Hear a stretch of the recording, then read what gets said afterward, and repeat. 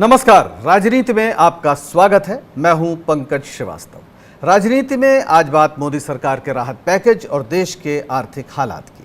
पहले कोरोना और उसके बाद लॉकडाउन के कारण पहले से मंदी की शिकार इकोनॉमी की कमर टूट गई है। डूबती इकोनॉमी को बचाने के लिए सरकार ने 20 लाख करोड़ के पैकेज का ऐलान किया है।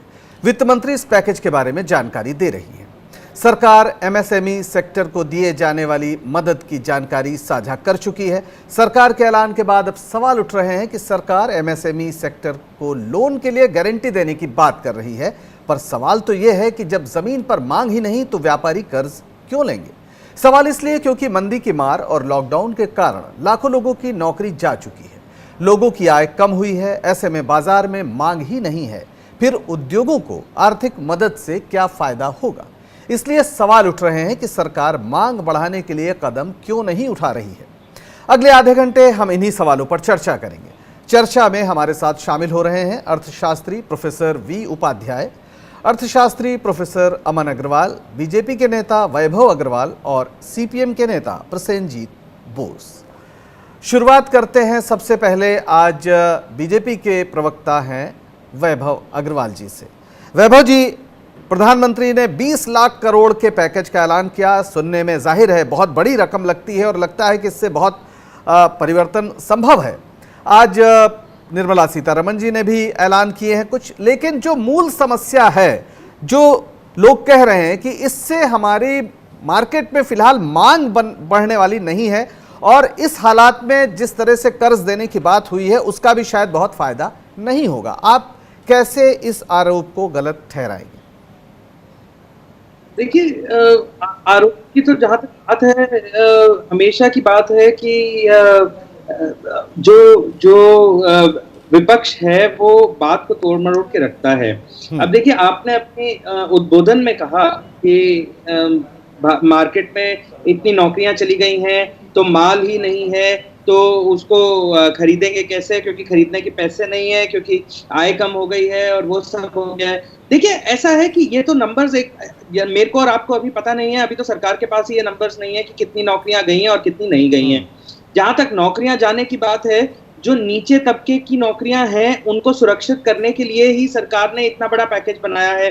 तो उसके लिए बैंक से अपने को लोन मिल रहा है ताकि वो जो कंपनियां बंद हैं वो तनख्वाहें दे पाए। पीएफ सरकार दे रही है, प्रोविडेंट फंड जिसके लिए सरकार ने प्रावधान किया है 3000 करोड़ का एडिशनली अगले 3 महीने के लिए। ठीक है, इसके लिए एमएसएमई को आप फंड कर रहे हैं ताकि वो अपनी फैक्ट्रियां खोलें। एमएसएमई फंड नहीं लेगी अगर फैक्ट्रियां नहीं खुलेंगी, फैक्ट्रियां खुलेंगी तो जॉब्स लगेंगी तो तनख्वाहें आएंगी तो बिक्री बढ़ेगी तो मार्केट आगे चलेगा। तो देखिए, ये सप्लाई और चेन का गेम है, सप्लाई चेन और लॉजिस्टिक्स में। अमन जी बिल्कुल आप ठीक कह रहे हैं, सप्लाई और गेम का खेल है, लेकिन यह सिद्धांत कोरोना काल में नहीं पैदा हुआ, पहले से चला आ रहा था। उसके बावजूद मूडीज का जो नया आकलन है कि हमारी जो जीडीपी है वो 0% पे पहुंच गई। बहरहाल हम इस पे आगे आपसे बात करेंगे। प्रोफेसर वी उपाध्याय हमारे साथ जुड़े हुए हैं। बिल्कुल राजनीतिक टिप्पणी नहीं लेंगे, जैसा आपने कहा कि विपक्ष जो है वो आरोप लगाता ही है। प्रोफेसर उपाध्याय, क्या आपको जो 2 दिन से लगातार राहत पैकेज की बातें हो रही हैं उससे मौजूदा जो हमारी अर्थव्यवस्था का संकट है वो दूर होता दिख रहा है? कल और आज में जो अनाउंसमेंट हुई तो उसमें एक बात जो आप कर रहे हो एमएसएमई की, तो वो थोड़ी सी मीनिंगफुल है इस सेंस में कि गारंटी की बात हो रही है लोन पे, पर बाकी तो जो 30 लाख करोड़ है उसका तो कोई हिसाब किताब अभी दिख नहीं रहा है। जो पहले का मान लो आप 10 लाख करोड़ मान भी लो, जो पहले आरबीआई का या सरकार अनाउंस किया था, फिर भी आज जो अनाउंसमेंट है उसमें तो खाली क्रेडिट की बात हो रही है। अब क्रेडिट, आज कोई गारंटी की बात नहीं हुई है। आज सरकार ने किसी के लिए नहीं कहा कि सरकार गारंटी कर रही है। तो क्रेडिट बैंक जब देंगे, लेने वाले जब आएंगे, जब उनको लगेगा कि सामान मार्केट में बिकेगा।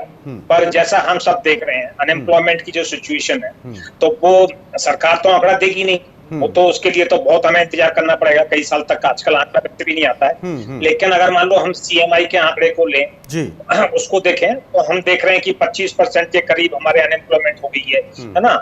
कितने लोग जॉब, 12 करोड़ लोग जॉब से निकले हैं। और ये जब है जबकि लेबर फोर्स पार्टिसिपेशन रेट घटी है, अगर आप उसका हिसाब लगा के देखो तो कुछ हिसाब से तो ये जो अनएम्प्लॉयमेंट की सिचुएशन है वो 30-40% की हो सकती है। और जो आप बात कर रहे हो ग्रोथ की, तो वो ग्रोथ के आंकड़े तो मीनिंगलेस हैं। अब उनको क्यों बार बार रिपीट करते रहते हैं पता नहीं। अब सीधा साधा लग रहा है कि सारी दुनिया में डिप्रेशन की स्थिति है, बाकी सारी कंट्रीज कह रही हैं कि 10-15% जीडीपी घटेगी, तो इंडिया कैसे बच जाएगा? तो इंडिया में भी 10% जीडीपी घटेगी। हमें ये जो आंकड़े हैं IMF वगैरह की बार बार रिपीट नहीं करने चाहिए, इनका कोई मीनिंग नहीं है। क्योंकि कहां से कैसे कैलकुलेशन करके बताए कि जीडीपी 0% बढ़ेगी या 2% बढ़ेगी, या क्या होगा?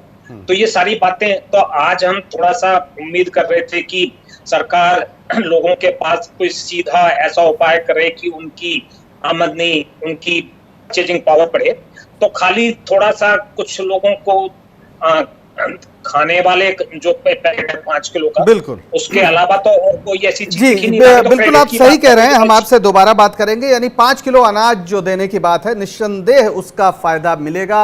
8 करोड़ लोगों को देने को कहा गया है 5 किलो अनाज, और इसमें यह भी शामिल है कि 2 महीने से ऐसे लोग बिना अनाज के थे। एक गंभीर तस्वीर हमारी सरकार ने आज स्वीकार की है कम से कम, लेकिन फिलहाल लोगों को मिलेगा, जिंदा रहेंगे वो, पर मांग का क्या होगा? प्रोफेसर अमन अग्रवाल, एक बात बार बार कही जाती है कि लोगों की जेब में पैसा दीजिए ताकि वो खरीद सके, वो बाजार जाएं ताकि मांग पैदा हो। हमको इसमें कुछ ठोस दिख नहीं रहा है। लगातार 20 लाख करोड़ में इतने जीरो हैं कि शायद हम गिन नहीं पाएंगे। लेकिन एक आम आदमी के लिए जो आज 1000 किलोमीटर वो मजदूर जो पैदल चला जा रहा है, उसके लिए जीरो तो जीरो ही है।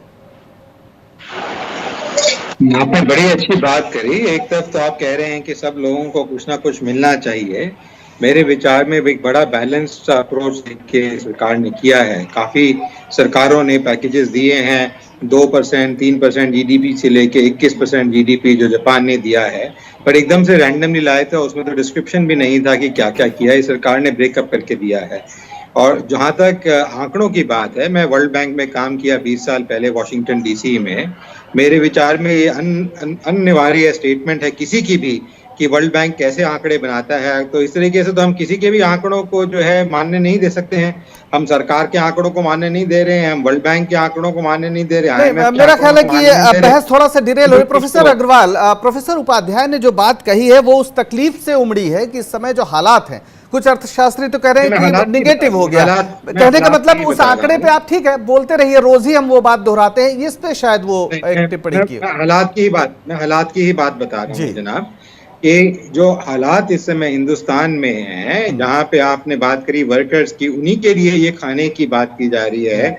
और डायरेक्ट बेनिफिट ट्रांसफर जो किया जा रहा है वो भी उन्हीं को किया जा रहा है, जनधन अकाउंट में किया जा रहा है। मेरे और आपके खातों में नहीं किया जा रहा है ये पैसा जो डिस्पर्स किया जा रहा है। और हमने देखा कि सरकार ने जनधन अकाउंट में ट्रांसफर किया। पर हमें ये भी ध्यान रखना है कि जो वेनेजुएला का हाल हुआ था आज से काफी साल पहले, वो दोबारा हिंदुस्तान में रिपीट ना हो। और वेनेजुएला में ये हुआ था कि इतने अमीर देश हो गया था वेनेजुएला कि वहां पे उन्होंने कहा काम करना बंद कर दो और हम सरकार खाना भी देगी, पैसा भी देगी। और उसकी वजह से आज क्या हालत है उनका कि वो बिल्कुल ही डेड पड़े हैं। हम ऐसा भी सिचुएशन नहीं चाहते हैं कि जहाँ पे हमारे वर्कर लोग और खानी जो काम करने वाले हैं उनको खानी मुफ्त खोरी का आदत पड़ जाए और वो कहें कि जो हमें तो काम ही नहीं करना चाहते हैं, वापस आना ही नहीं चाहते हैं। काम प्रोफेसर अग्रवाल, आपकी बात इस कोरोना काल में थोड़ी सी तीखी लग रही है, क्योंकि इस समय लोग, करोड़ों लोग भूखे मरने के कगार पर हैं। आप देख रहे हैं जिस तरह की तस्वीरें हैं, कोई भी संवेदनशील आदमी उसको बर्दाश्त नहीं कर सकता। मेरा ख्याल इतना अतिरेकी विचार इसके साथ देना शायद उचित नहीं है। बहरहाल आपकी बात है, ठीक है। वैभव जी, सवाल तो जाहिर है सरकार से ही बार बार पूछे जाएंगे, और जिस तरीके से आज घोषणा हुई है उसके बाद, जैसा मैंने पहले कहा कि 5 किलो अनाज एकमात्र एक चीज दिखाई पड़ रही है जो सीधी राहत मिलेगी लोगों को। बाकी क्या है? बाकी क्या है मतलब मैं क्या, अभी सरकार ने 20 लाख करोड़ का एक पैकेज बनाया। आप अगर इसी पैकेज को पीछे वाले पैकेज से जो 1.25 लाख करोड़ का पैकेज था उसके साथ प्लग करें तो करीब करीब 22 लाख करोड़ का पैकेज हो चुका है। और उसके अंदर सरकार ने सभी तबकों का, सभी कैटेगरीज का, सभी लोगों का ध्यान रखते हुए जो मनी एलोकेशन है, जो रुपए को एलोकेट करते हैं, एक जेब से निकालकर दूसरी जेब में रखते हैं, उस जेब को बैलेंस करने के लिए, जैसे कि हम अगर कभी थोड़ा सा वेट उठाते हैं तो एक हाथ में उठा लेते हैं तो झुक जाते हैं, उसी तरह दूसरे हाथ में भी एक बैग पकड़ लेते हैं या आधा आधा बांट लेते हैं 2 थैलों में, उसी तरह एक जेब से निकाल के दूसरी जेब में डाला, और ताकि वो एक संतुलित रूप से पूरे समाज में विस्तृत करा जा सके। और उसके चलते इसके अंदर देखिए, इसके अंदर अलग अलग कैटेगरीज ले लीजिए आप, ब्रॉड, रोटी, कपड़ा और मकान। अब रोटी के लिए देखिए, अनाज का रेडी भुगतान करा, और अनाज को पीछे सप्लाई चलाने के लिए एफसीआई के गोदामों को खोला, एफसीआई के गोदामों से अनाज एक जगह से दूसरी जगह ले जाने के लिए ट्रेनों को चालू किया, उसके अंदर 2-2 किलोमीटर लंबी ट्रेनें चालू कर दी, जो कि दुनिया की सबसे बड़ी ट्रेनें हैं, ठीक है, 4 इंजन लगा के। फिर उसके बाद दूसरी तरफ सुरक्षा को लेके किया, सेहत का, हेल्थ एंड वेलफेयर में किया। तो आप देखिए, स्टेप्स एंड स्टेप्स। अब इकोनॉमी की बात हो गई, ये सारी पिछले 2 महीने में हमने बातें करी। अब आप इकोनॉमी की बात कर लीजिए। अब इकोनॉमी में ये देखा जा रहा है कि सप्लाई इंक्रीज करने के लिए क्या चाहिए और डिमांड इंक्रीज करने के लिए क्या चाहिए, यानी सप्लाई और डिमांड में एक संतुलन बनाने के लिए क्या चाहिए, उसकी शुरुआत करी है ई कॉमर्स से। ई कॉमर्स क्या है? ई कॉमर्स आपको डिजिटल पेमेंट खोलना शुरू करेगा। वो हम समझ रहे हैं, डिजिटल पेमेंट भी समझ रहे हैं, लोगों तक पहुंचेगा, पर सवाल तो मांग का है। प्रोफेसर उपाध्याय, सरकार का पक्ष सीधा है कि भाई हमने इतना जबरदस्त काम किया है, इसको अगर आप देखिए तो सारा कुछ संतुलित ढंग से चल रहा है। हालांकि दूसरा पक्ष ये कह रहा है कि बहुत असंतुलन है, फायदा उनको ही दिया जाता है आमतौर पर ऐसे पैकेजेस का जो ऑलरेडी बहुत सा पैसा सरकार का दबाए बैठे हैं। क्या आपको लगता है कि सचमुच मसला इतना सीधा है, सरकार जो कर रही है वो बिल्कुल ठीक कर रही है? एक बात तो मैं बता दूं कि जो पहले वाले अनाउंसमेंट हुए थे 1,70,000 का, वो शायद इसमें शामिल है 20 लाख में, उसको सब चीज को मिला के वो हमारी फाइनेंस मिनिस्टर पहले ही कह चुकी है, आरबीआई वगैरह हमने जो पहले स्टेप दिए हैं वो सब मिल के। पर आज आप देखिए कि आज आपको क्या मिला। आज तो सारी क्रेडिट वाली बात, बजट के होते हैं लंबे 2 घंटे के, उसमें बताया जाता है कि 1% की हमने रेट ना कम की, फायदा दे दिया, हम ये कार्ड बनवाएंगे, हम किसानों के ज्यादा कार्ड बनवा देंगे, ये बजट स्पीच थी। अब इसमें 2 महीने से हमारी अर्थव्यवस्था में जो दुर्गति हुई है, जो हमारी अर्थव्यवस्था पूरी तरह से ठप पड़ी हुई थी, उससे कितने 20 करोड़ 30 करोड़ लोगों के जॉब गए हैं, तो उसके लिए वो कैसे जिंदा रहेंगे, कितना कैसे सस्टेन करेंगे अपने आप को। और इकोनॉमी की बात तो बाद में आएगी, पहले तो वो है कि अपने आप को सस्टेन करें और इकोनॉमी को रिवाइव करें। तो कैसे इकोनॉमी रिवाइव होगी, ये कहाँ दिख रहा है आज के भाषण में? कौन सी चीज ऐसी है? क्रेडिट तो ठीक है, पर आज क्रेडिट गारंटी की बात नहीं थी। आप अपने बल पे लोन लीजिए, नहीं लोगे तो आपको वसूला जाएगा, और वसूलने के जो तरीके होते हैं वो तो हमें पता है कि बैंक गरीब आदमियों से कैसे वसूलती है। तो ये सारी बातें हैं। तो कहाँ है वो स्टिमुलस पैकेज जिसकी बात प्रधानमंत्री ने की थी कि 20 लाख का, वो कहाँ दिख रहा है? कल के और आज के मिलके अगर हम जो लघु उद्योगों को लोन की गारंटी है वो शामिल भी कर लें तो कुल मिला के 4 लाख करोड़ दिखेगा कुल मिला के। आज पता नहीं, आज तो कुछ दिख भी नहीं रहा है। मान लो 20,000 करोड़ का दिखा दो, टोटल कर दो, कुछ फायदा, ठीक, पर उसके अलावा है वो 20 लाख करोड़। बिल्कुल कुल मिला के बहुत सारे सवाल भी हैं और इन सवालों पर हम बात करेंगे एक छोटे से ब्रेक के बाद। बने रहिए राजनीति के साथ।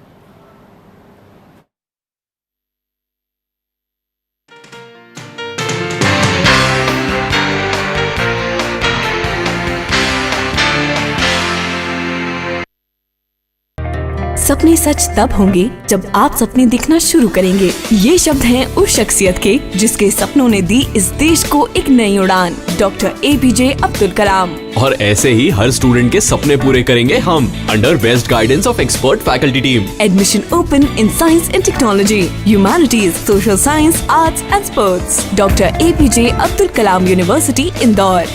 For the details, contact 1800-300-26072.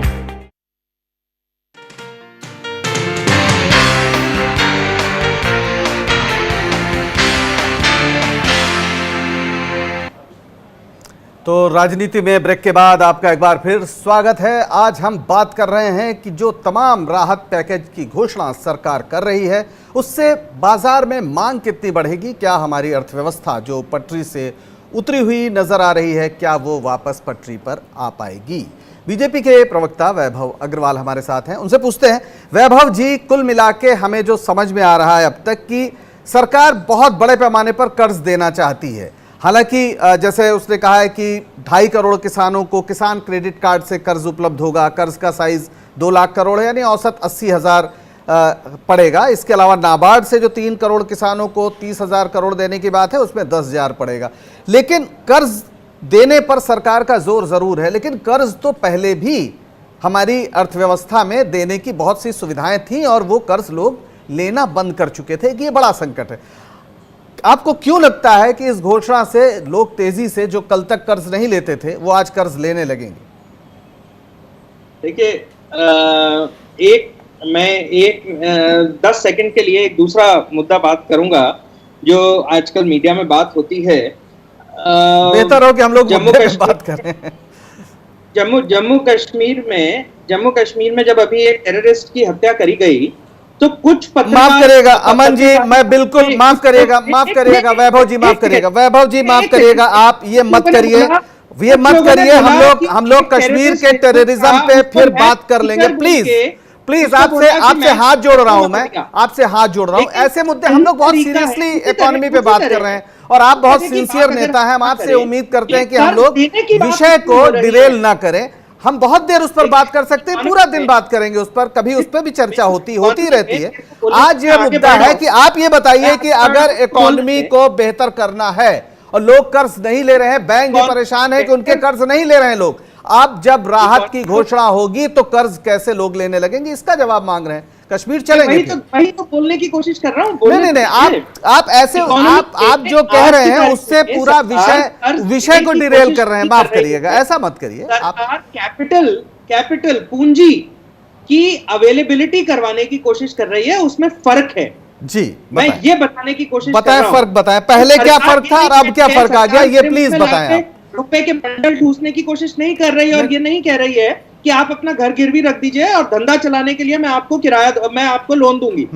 सरकार ये कह रही है कि भाई साहब, मेरे को आपका घर भी नहीं चाहिए, मेरे को आपसे कोई कोलेटरल भी नहीं चाहिए, लेकिन यदि आपको अपना व्यवसाय करने के लिए, तनख्वाहें बांटने के लिए पूंजी की अवेलेबिलिटी करवानी है, पूंजी की जरूरत है, तो मैं आपको निम्न दरों पर या फिर बिना किसी दरों पर, बिना किसी खर्चे के आपको पूंजी की व्यवस्था करवा के दूंगी।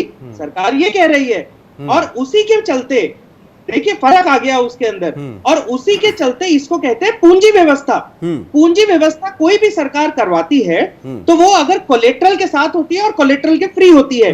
किसी का भी आदमी का धंधा इकोनॉमी में उसके हिसाब से उसकी पूंजी व्यवस्था होती है। तो यदि किसी एक एमएसएमई का धंधा, इसीलिए सरकार कह रही है कि एमएसएमई की हम डेफिनेशन चेंज करेंगे, 3 लाख से 5 करोड़ का एक स्लैब बनाएंगे, 5 करोड़ से 50 करोड़ का एक स्लैब बनाएंगे। वो इसीलिए कह रही है कि 3 लाख से 5 करोड़ वाले की जरूरत होगी, 3 लाख से 5 करोड़ पूंजी की। बिल्कुल, पूरी बाजार और उद्योगपतियों के पक्ष में बहुत कोशिश कर रही है, पहले भी करती रही है, पर हमारी अर्थव्यवस्था उसके बावजूद बैठी, उसके बावजूद बहुत ही।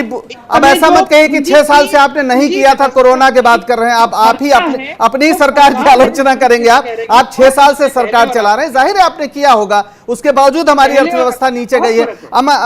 ये प्रोफेसर अमन अग्रवाल, क्या ये बात बिल्कुल ठीक है जैसा वैभव जी ने कहा, इसको मान लेना चाहिए कि सरकार नए तरीके से पूंजी की व्यवस्था कर रही है जिसमें लोगों से कोई जमानत नहीं ली जाएगी, उनका घर गिरवी नहीं किया जाएगा और ब्याज या तो नहीं लिया जाएगा या बहुत कम लिया जाएगा, और ये ही अर्थव्यवस्था को सुधारने का रामबाण है? देखिए जी, ऐसा है कि जहां तक आपने डिमांड की बात करी है कि डिमांड कैसे बढ़ाई जाए और चीजें कैसे होंगी, प्लीज हमें अंडरस्टैंड करना जरूरी है कि हम अभी लॉकडाउन के थ्रू से निकल रहे हैं। चीजें को पार्शियल लॉकडाउन एक तरीके से खोला गया है। काफी सारी मेरे इंडस्ट्रियलिस्ट एमएसएमई के लोगों से बात हुई है, वो अपने कारखाने चीजें की कोशिश कर रहे हैं, और जो वो कारखाने में चीजें खोलने की कोशिश कर रहे हैं उस के अंदर उनको लगेंगे, उनके फाइनेंशियल पोजीशंस को रीच करने के लिए सरकार ने कुछ कदम उठाए हैं जो बैंक की व्यवस्था के थ्रू आएगा। आरबीआई उनको निर्देश देगा, जिसमें अभी 2 से 3 दिन लगेंगे आरबीआई को निर्देश देने में।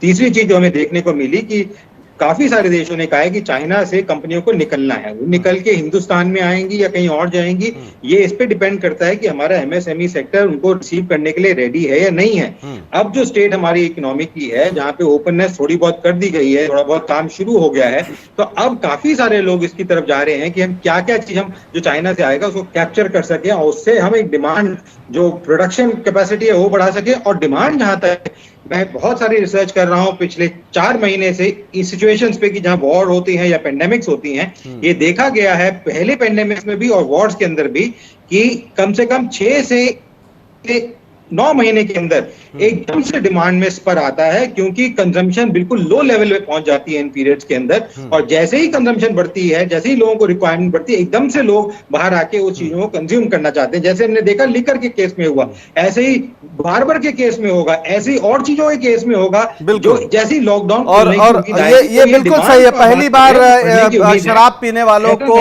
अर्थव्यवस्था का योद्धा माना गया, इतना सम्मान दिया गया। वैभव जी के इसके लिए बहुत लोग धन्यवाद दे रहे होंगे। बहरहाल प्रोफेसर उपाध्याय, जो बात अभी अमन अग्रवाल जी कह रहे हैं कि एक पूरी स्थिति है जहां से चीन से निकलकर कंपनियां भारत आ पाएंगी। हालांकि अभी हमारे यहाँ जितने आंकड़े अब कोरोना के हो गए, हो सकता है कि अगले कुछ दिनों में हम चीन से भी आगे निकल जाएं, जो स्थिति है। बहरहाल लेकिन हम ये मानते हैं कि अच्छा अवसर है। क्या सचमुच अभी तक तो नहीं आई हैं कंपनियां, लेकिन इस आपदा को अवसर में बदलने की जो बात है, क्या सचमुच इसकी संभावना आप देख रहे हैं? और दूसरी तरफ आत्मनिर्भरता का भी नारा है। हाँ, तो ये बात बहुत दिनों से कही जा रही है, लेकिन हमें यह समझना चाहिए कि चीन ने अपनी अर्थव्यवस्था काफी दिनों से अब खोल दी है। चीन के ही आंकड़े बताते हैं कि उनका एक्सपोर्ट एक्चुअली बढ़ा है, 3-4% बढ़ा है। सारी दुनिया में एक्सपोर्ट कम हुआ है। हमारा आंकड़े तो पता नहीं कब आएंगे, किस तरह से आएंगे, लेकिन और कहीं के भी आंकड़े आप देख लो, अमेरिका के, यूरोप के, तो चीन ने तो अपनी अर्थव्यवस्था को उतने नीचे नहीं जाने दिया, क्योंकि उन्होंने उस तरह से नेशनल लॉकडाउन उतना स्ट्रिक्टली नहीं किया। तो अभी तो हमारा लॉकडाउन खुलेगा, कब हमारा सिस्टम चलेगा, कंपनियां काम करेंगी, तो वो क्या चीन की कंपनियां इंतजार करती रहेंगी जो वहां से आनी है कि हिंदुस्तान खुलेगा तो हम जाएंगे? जिनको जाना है वो चले जाते हैं। वियतनाम वगैरह, थाईलैंड वगैरह बहुत सारी जगह होती हैं, उस तरह का उनका एक नेटवर्क सा होता है। तो ये कहना, जब हमारी इकोनॉमी पहले तो खुल भी नहीं रही है ढंग से, जब खुलेगी तो तब तक चीन की अर्थव्यवस्था तो ऑलरेडी काफी रफ्तार में है। तो ये सारी बातें तो, ये तो बहकाने वाली बातें होती हैं कि ये हो जाएगा, वो हो जाएगा। आप पहले अपनी हालत सुधारो और फिर आप एक ये भी बात कह रहे हो कि हम थोड़ा आत्मनिर्भर होना चाहते हैं, हम अलाउ नहीं करेंगे ग्लोबल टेंडर्स को, उस तरह की बातें, तो ये तो थोड़ा कंट्राडिक्शन से भी आ जाता है। पर चलो उस बात को हम नहीं भी देखें जी, तो चीन से मुकाबला आज की हालात में हम किसी तरह से नहीं कर पाएंगे, क्योंकि चीन की अर्थव्यवस्था ने ऑलरेडी एक रफ्तार हासिल कर ली है। बिल्कुल। और आखिर में अब हमारे पास समय कम है और संयोग से हमारे साथ जुड़ गए हैं अर्थशास्त्री प्रवीण झा, उनसे बात कर लेते हैं। प्रोफेसर झा, जो पैकेजेस की घोषणा केंद्र सरकार की ओर से हुई है, लगातार 2 दिन से बात हो रही है, क्या उससे हमारी अर्थव्यवस्था पटरी पर आ पाएगी? क्या बाजार में डिमांड बढ़ पाएगा? आपका क्या विश्लेषण? देखिए, अभी कोई भावना जो है है पे आधारित मुझे तो नहीं लगती, क्योंकि स्टिमुलस वो कुछ बैंकिंग गया है कि वो चीजों को क्रेडिट फ्लो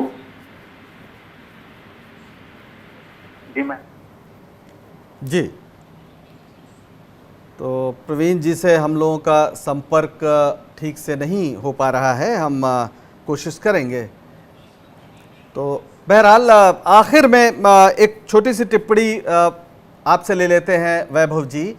क्या सचमुच जो आशंकाएं हैं उनको पूरी तरह खारिज कर देना चाहिए कि वो विपक्ष कह रहा है? क्या देश में वाकई समस्याओं पर आपने काबू पा लिया है? ईमानदारी से एक छोटा सा जवाब दे दीजिए। देखिए, अगर ईमानदारी से मेरे दिल की बात बोले तो मैं आपको बोलूंगा कि सरकारें तो नश्वर हैं, आपके और मेरे तरह जी। हम लोग हम आज हैं, कल नहीं हैं। सरकारें चाहे कोई भी हो, चाहे मेरी सरकार हो, मोदी सरकार है या केजरीवाल है या कांग्रेस है, सोनिया जी हैं, कोई भी है, सरकारें तो नश्वर हैं। ये समाज चलेगा तो केवल इस हिंदुस्तान के, इस देश के लोगों द्वारा चलाया जाएगा। और अगर लोग ये ठान ले आज की तारीख में कि हमें जो करना है सही करना है, जो हमें पथ प्रदर्शन कर रहा है नेता, इस केस में ऑफ कोर्स मोदी जी का नाम लूंगा मैं, मोदी जी हमें पथ दिखा रहे हैं, उस पे चलना है। तो हमें अगर घर में बोलने रहने के लिए बोला है तो हम घर में रहें, हमें अगर काम करने के लिए बोला है तो हम काम कर लें, लेकिन साथ साथ हमें सबको मिलकर करना पड़ेगा। ये नहीं है कि पर वैभव जी वही तो सवाल उठा रहा है कि हमें चलना है, पर हम पैदल चल रहे हैं 1000 किलोमीटर और इस हमें बस नहीं उपलब्ध कराई जा रही है, हमें रास्ते नहीं उपलब्ध कराए जा रहे हैं, फिर वो कैसे साथ में चलेगा? इसके तथ्य हैं, मैं आपको बताऊंगा तो आप भी भौचक्के रह जाएंगे जिन तथ्यों की राजनीति के बारे में मैं बात करूंगा। तो ये तो आप एक और डिबेट, कल की डिबेट रख लीजिए। नहीं, आप जब समाज के सबको साथ लेके चलने की बात कर रहे हैं तो जो मजदूर सबसे ज्यादा पीड़ित है उसमें तो नहीं दिख रहा है कि उसकी चिंता हो रही है। बहरहाल आप कह रहे हैं कि वो हो रही है तो ठीक है, सरकार का दावा है और सड़क के जो दृश्य हैं उन दृश्यों से भी हम कुछ निष्कर्ष जरूर निकालते हैं। इतिहास तय करेगा कि कौन सी तस्वीर किस पर भारी पड़ती है और उसका नतीजा क्या होता है। राजनीति में आज बस इतना ही। आप सबका बहुत शुक्रिया इस परिचर्चा में भाग लेने के लिए। बने रहिए स्वराज एक्सप्रेस के साथ और मुझे दीजिए इजाजत। नमस्कार।